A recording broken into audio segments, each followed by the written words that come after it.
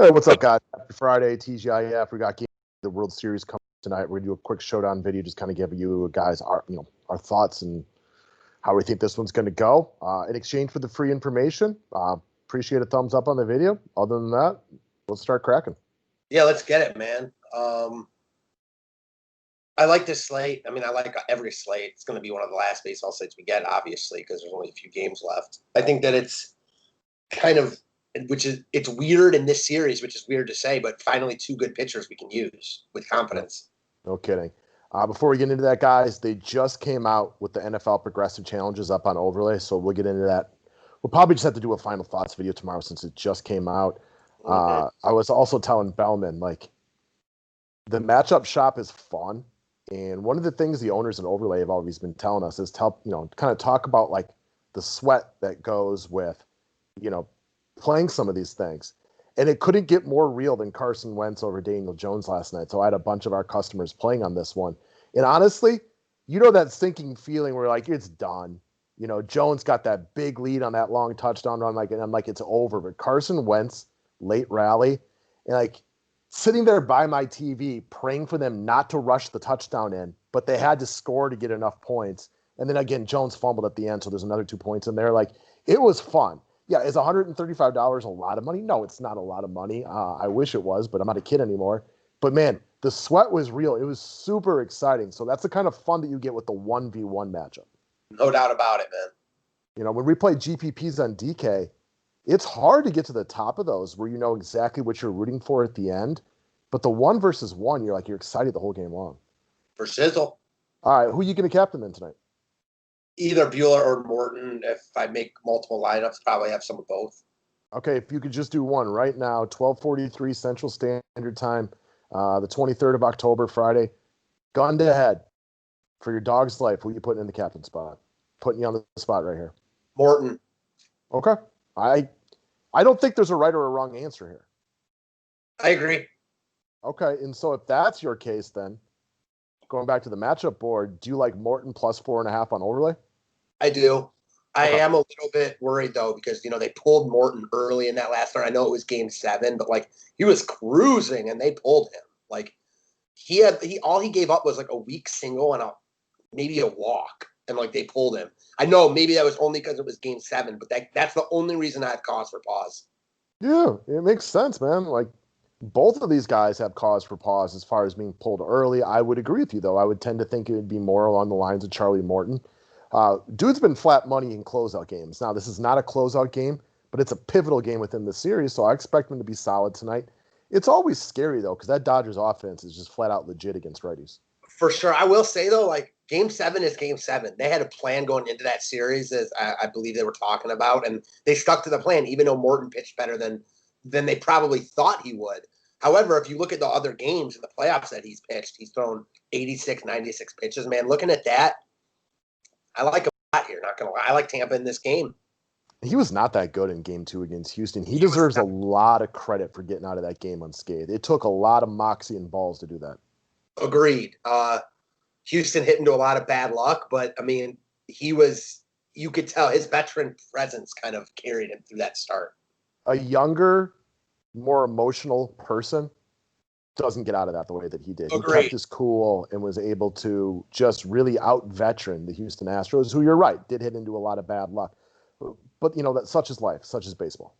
Exactly. I'm with you. All right, so you're thinking Morton, and then it's hard not to go on Walker Buehler. And the best point for Buehler that I can make on him, he had been really struggling with the blister in his control. The no walks last time out, big buying sign for him. Yeah, I'm with you. I mean, I think that he's just as viable a captain. I like him a lot here, too. I'm a huge Buehler fan in general. Yes, you are. Yes, you are. He's just really good and talented. So I mean, again, I like both pitchers on this slate a lot. Like, I won't make a lineup that doesn't have both pitchers personally. They're too good, too much strikeout upside, rested for me not to play either of them. I'll absolutely captain one of them myself. Going back to your first question, though, like, it is harder to captain Morton than Buehler just because of the Dodgers, man. Like, they're awesome. Like, they're better than the Rays. It's just what it is. Their offense. All right, so let's make life difficult then. Let's put Buehler in the captain spot. He's a little bit more expensive. Not substantially, but a little bit more expensive. We got $6,100 per offensive guy. So in cash games, you lock in Kiermeier. Is he still 4K, I'm assuming? Yes, he is. It's hard to even play a tournament if you want both pitchers and not use Kiermeier. You don't have to use him, but he's obviously in play. I like Wendell. Wendell? Yeah. I've watched more of this World Series than I normally do, and I will say Joey Wendell is having very good at bats, so I won't argue your points at all. He looks like a professional up there. And I think that he's a guy that like goes under he's priced around Choi. He's not as cheap as the other Tampa guy. So he's like my favorite Tampa bat, I think. He's pricey, which makes him difficult, but it's hard not to look at Brandon Lau either, who after just having a tumultuous, I think they counted his stats twice right here because that's not what he did in game one. Yeah, they did that with Kiermeier too. I don't know, man. Some of these stat places are really screwing up a lot lately. It's kind of annoying. He did not hit 2 home runs 2 games in a row, but he did hit 2 home runs last time. His only 2 opposite field home runs in the year.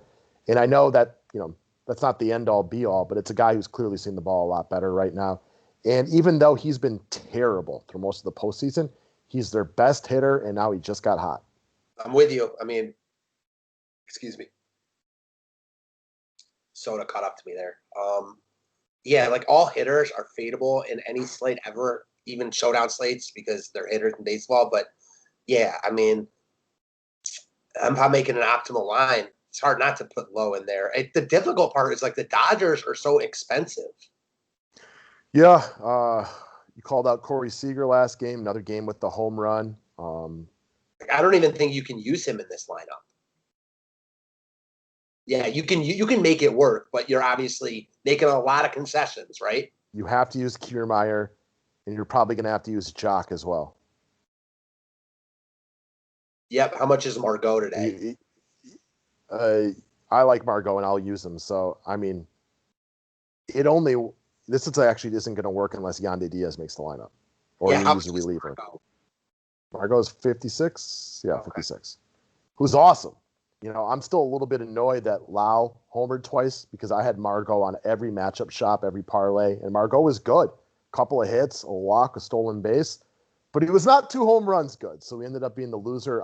He makes a lot of sense to me. He's just a very good he's a good baseball player who's finally playing well again. Yeah, I was saying you might be getting a little bit carried away with your Margot, how good he is, but he's playing well right now, and the most important thing is he does with DFS rewards. Like he runs and he has a little bit of pop. Yeah, I think he has more postseason home runs than he did regular season. I'll say this about Margot. Like he's playing well. Like the Rays are all about like who's playing well right now. I can easily see Margot being a guy that's like, not on the Rays anymore next year. But right now he's playing well. Sure.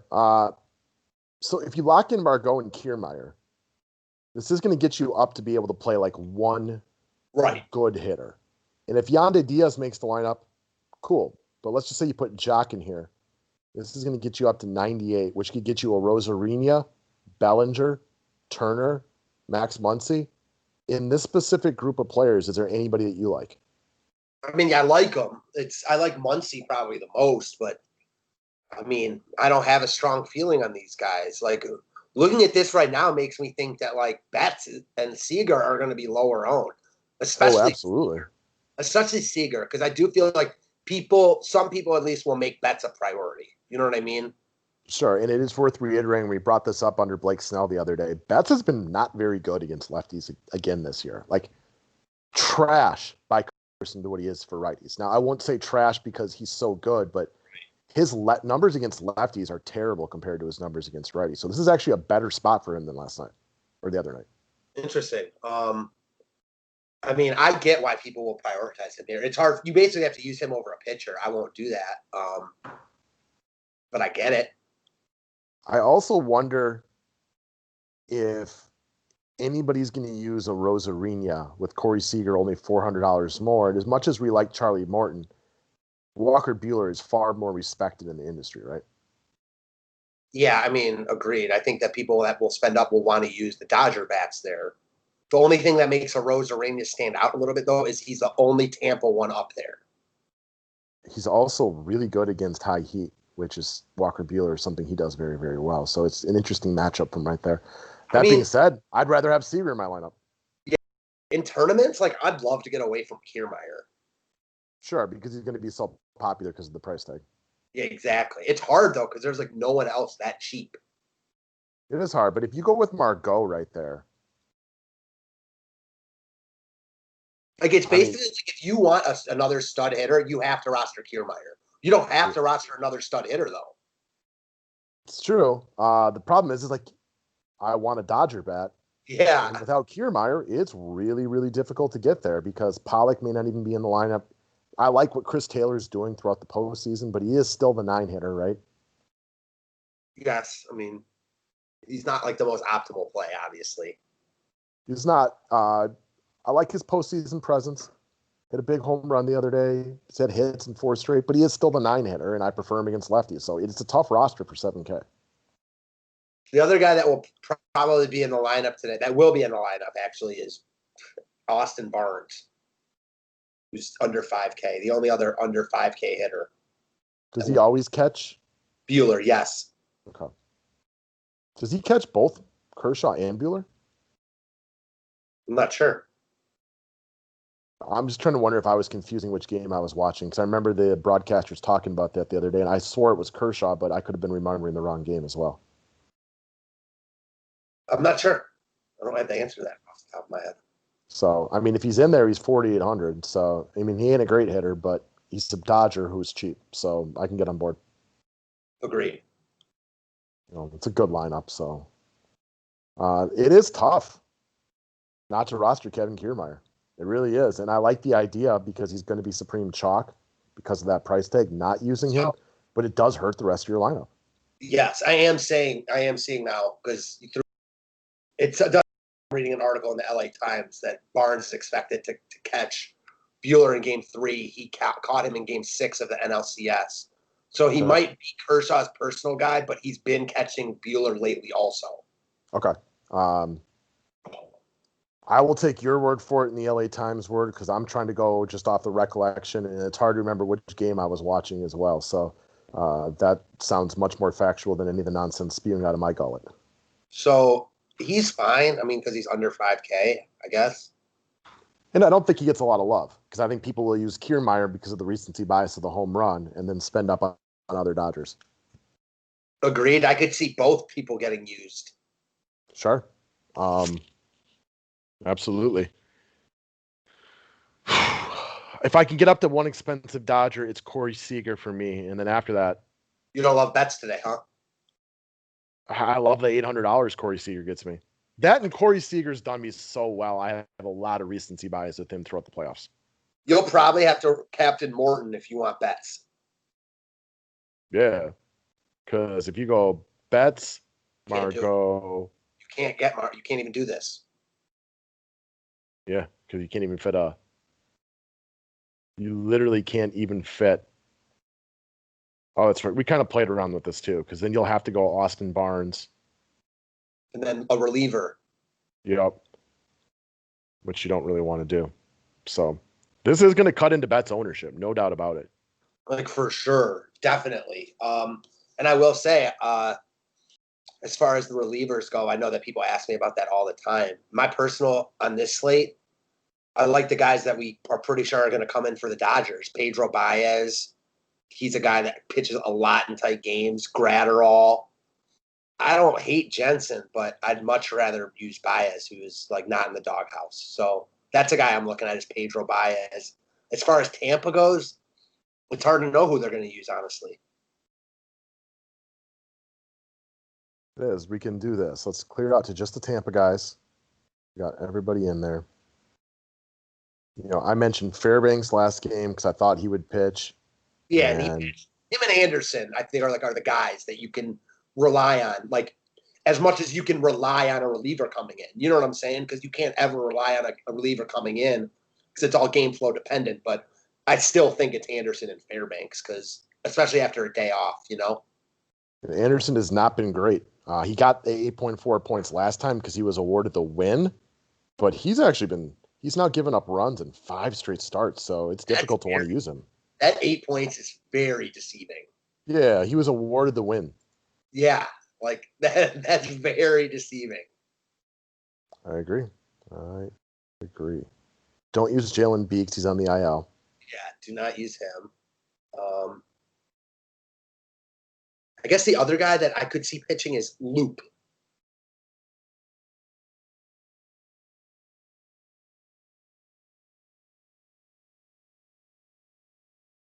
I'm just going to go up here. 4K, so he's the minimum, which helps. So also with a righty on the mound tonight, I mean, the Dodgers should be stacked with lefties, which means that I would say it's a good bet he's going to come in tonight. I think he's as good as bet as any. They do have a couple lefties in their pen, though. He pitches a lot, though, too. Yes, no, I like him. I agree with you. It's just not like, I mean, again, it's not a guarantee.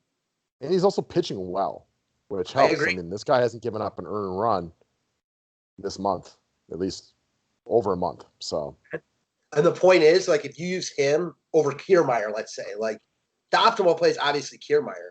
But first off, they could both get zero because Kiermeier is the guy that can get zero, I mean, on any given day. He's not a very good baseball player. He's a great defensive outfielder, but he's not a great hitter. I know he has 2 home runs in the postseason, but he bats at the bottom of the order for a reason. One thing, and I heard someone else mention this point, and I agree, him being such a good defender helps his fantasy, helps him in DFS, though, because he's one of the only Tampa guys that doesn't get pitch hit for. Yeah, but if you go Loop and Kiermeier, I mean, now you can get a little bit more. Now you can play bets if you wanted them. Yeah, exactly. So you have to make some concessions. You're still short of Margot, though. Well, here, if you went Morton at captain instead of Buehler, you could probably get it. Sure. And my only problem with this is like now you are absolutely banking on Mookie Betts having a big night. It's definitely if Kiermeier goes off, he goes off as chalk, right? Yeah, it's definitely a tournament build, like for sure. And Loop is very limited on his upside. Buehler's going to be a very popular captain. Morton's going to be very popular. So, like, you're banking on Mookie Betts going off, which, as a former MVP and one of the best players in baseball, is very possible. But even Betts at low ownership is still, 10, 20%? Yeah, I mean, he's got to be at least 20% here, I think. He's not going to be too much higher, but I think some people are just going to want to roster him no matter what. I do think, like, in cash games, the build seems pretty, at least the start of the build, with Buehler, Morton, Kiermeier, Margot. I agree. That's where I would start. And Meadows is also a guy getting a lot of love. I don't know how you feel about him. I don't mind fading him. I mean, the best argument for him is he bats at the top of the lineup. And he's cheap. Agreed. So I would also ride with that. He'll probably be popular. And this probably makes Justin Turner popular, only because he fits. Him and, yes, agreed. It does make Justin Turner popular. How can it not, right? Well, and again, he hasn't been great during the postseason, but now he's got doubles in back-to-back games. He had a bunch of walks before that. He's a proven postseason, excellent bat, and he just fits in here. So I could definitely see him getting, I could see this being a very popular lineup. I mean, very popular lineup. And in cash games, it makes a lot of sense. What do you think about Lau over Turner, though? I like Turner more, especially because you want a Dodgers bat. Yeah, agreed. That's the main point. I actually like Lau better in a vacuum. But I think that the people who build this lineup right here are going to say the exact same thing, that they want exposure to the Dodgers. And you want to know what? Everybody out there who says that, your point makes a lot of sense. Agreed. I mean, I also, Lowe fits pretty easily, too. I think that lineup gets love. Not as much as the one with Turner, but, you're only leaving 200 out, It's so counterintuitive, though, to have 4 Rays against your captain pitcher. That's true. That's a good point. That might eat into Lowe's ownership, man. A little bit. The 2 home runs last game won't hurt it. So I have not played Brandon Lau almost at all throughout this entire postseason just because he's been slumped. He doesn't look good. I finally played him last time. He fit my last spot. And I can't remember who I was thinking. It was between him or some other decent player, and I just ended up using him. And he homered twice. And I saw, the name Justin McMahon, right? Of course, I saw what he was posting. He's like, I've used this guy every slate in the playoffs, and I finally faded him tonight, and he homers twice. And I'm like, oh, that's funny, because I haven't played him in weeks, and now I finally used him, and he homered twice. I'm feeling really lucky right now. Let's go buy a lottery ticket. Yeah. Did you see him, did you see when he lost, first place in that tournament on the Matt Olson Grand Slam? No. And he was like live. It was like a couple months ago. He was like live. He was like live videoing it on Twitter and like across different platforms. And it was like all he needed, Matt. It was like the bottom of the ninth. All he needed Matt Olson to do is not hit a grand slam, and he was going to win like somewhere between like 100 and 200K, like a good amount of money, you know. And Matt Olson hit a grand slam. One of the craziest moments I've ever seen. That's rough, man. Yeah. I've never been through something like that, so I can't tell you how it feels, but I can make a really good assumption that it hurts really bad. For sure. I will say this to his credit, though. He's one of the best DFS players out there, though, so he's doing fine. Yeah, I didn't think he was trying to search through his couch cushions right now for quarters to hit up a Taco Bell chili cheese burrito, but the days. All right. So again, I think from a cash game perspective, this does look like it'll be a popular build, especially if you take Lau out and play Justin Turner. For me, I think Meadows is very fadeable. Yeah, I was gonna say, what if you take out Meadows and Turner and put in, I don't know. I mean, the problem is like, who are you playing instead of Meadows? In cash games, I'm just talking about. I mean, I'll bring up the same point I brought up last time. I mean, Willie Adames is not a great hitter, and I think he's a better hitter. Or Austin Meadows is a better hitter than him. But this year, Willie Adames has been a better player. Yeah, I mean, I still don't think I would do that in cash games personally. Yeah, I think it's a little bit risky. There also is who should be in the starting lineup tonight that can now get you a Rosarina, Bellinger, Mansponsi. So I think this lineup will be definitely less owned because Jock has a lot of pinch hit risk. That's the big thing there, and that makes sense. I think it's even more than risk. I think he's like virtually going to be guaranteed to be pinch hit for. Yeah, we talked about them probably bringing in Loop. I'm with you, unless like on it guaranteed, unless like everything's all game flow dependent. Like, what if they're up 6-0? You know what I mean? Then like you probably won't get pinch hit for. But then if you're playing off that scenario, then you need more Dodgers bats. So it's like it's always difficult. Yeah. No, I'm with you. I just think for me, Buehler, Morton, Margot, Kiermeier is where you start, then play around from there. The Meadows Turner one is probably the right move in cash games. Yeah, and in tournaments, it's another showdown state where basically anything goes. And I like it because you have to really – you can't just roster everyone you want, which is how a lot of slates seem to be nowadays. Sucks some days when you play these showdowns in cash games. Like last night's football one, like I was part of the crew that had Devontae Freeman. Oh, I can't. So, yeah. Yeah, and after he got hurt, obviously he was a no-go. But I'm just watching with every little movement. And I had Wentz and captain, which was, the right play, but so did half the field, so it wasn't any big deal. If your line ended up cashing. I spent a quarter, like I was always cashing, but it was like cashing on getting 20% of your buyout back or like making 120%. And ultimately the Daniel Jones fumble at the end hurt, but it's like, I don't know. I was with so many people in the pack that sometimes it can be kind of boring when you play these. So boring. Yeah, like I'm with you. Like I know you don't love showdowns. Well, you like them more for baseball because you can be different. But it's just and that's all there is going on right now. Honestly, if there was anything else tonight, I probably wouldn't play this. Like I don't even like. I mean, showdowns are just not for me. Yeah, I get it. And if you're a GPP player, I completely understand that. I like showdowns better on the NFL than I do in baseball, but there are plenty of nights where, like, if I just had to take a guess, over the past season and a half of NFL DK, I think I have 4 nights that were like last night. And what I mean by that is where one of my players got hurt. And even like with Wentz and captain, which was the right play, but again, half the field had it, so it doesn't really do a ton for you. Daniel Jones, because of the long run where he tripped, was fine.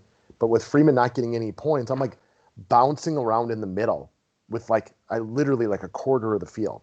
And I swear I've had 4 of those nights where one of my players got hurt. And again, he's a very popular player, so you're with like a bunch of people just bouncing around this middle tier.